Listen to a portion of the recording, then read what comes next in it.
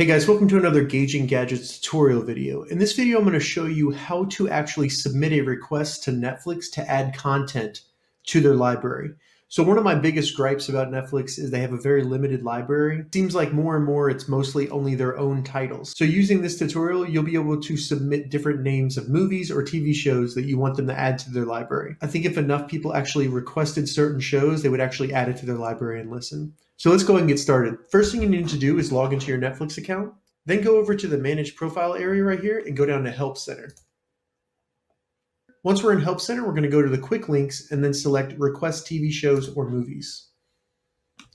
So as you can see right here, I'm logged into my account and I can suggest up to 3 different titles. So as an example, I'm just going to type in Game of Thrones.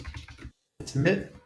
And as you can see, they let you know that they've recorded that request and that they appreciate the feedback. So that's how you actually request specific content to be added to the Netflix library.